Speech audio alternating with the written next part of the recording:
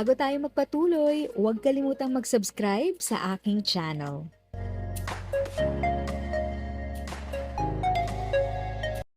Thank you sa pag-click ng aking video. Good day po sa lahat ng mga nanonood. Sa mga bagong viewers at napadaan lang, by the way, I'm Tita Eda. Welcome to my channel. Ang channel na maghahatid sa iyo ng dagdag kaalaman tungkol sa government services, bagong mga balita at informative videos na galing sa legit na resources. Mag-subscribe na para updated ka. SSS nilinaw ang mga ulat sa red tape complaints.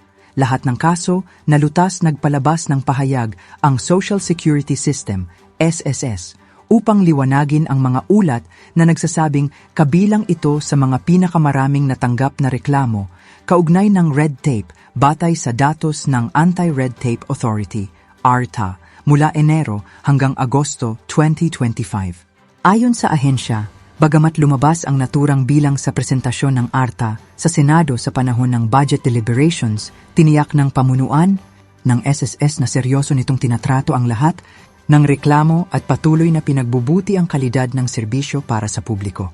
Sa opisyal na pahayag ng SSS, sinabi nitong nakikipag-ugnayan na ito sa ARTA upang beripikahin ang naturang datos na naglalaman ng 200 PHP4 reklamo.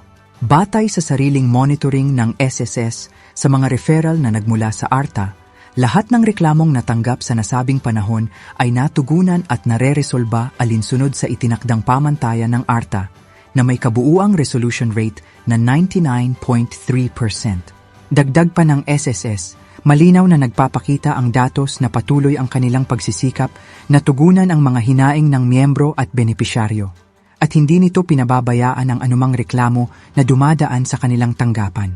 Upang matiyak ang transparency sa proseso, tiniyak ng ahensya na may regular na pagsusuri at pagmamonitor sa lahat ng ARTA-referred cases.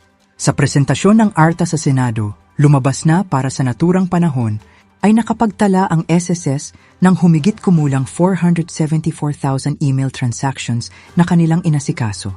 Ayon sa ahensya, lahat ng ito ay pinoproseso ng masusi at tuloy-tuloy upang matiyak na ang bawat kaso ay natatapos sa loobong itinakdang ARTA standards.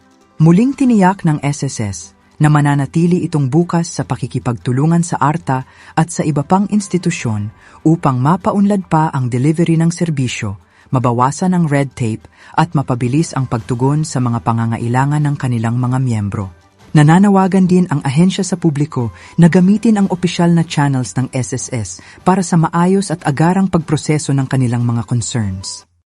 If sa tingin mo, natulungan ka ng video ko na ito, nakasave ka sa oras mo, you can click yung thanks button at any amount ay malaking help sa pag-grow ng channel ko. Yun lang po muna ang aking update. Sana ay nakatulong na dagdag kaalaman ang aking shinare today. Ang goal ng aking channel ay mag-create ng awareness. Kung ganitong mga topic ang gusto mo, panoorin mo ang mga videos ko na ito.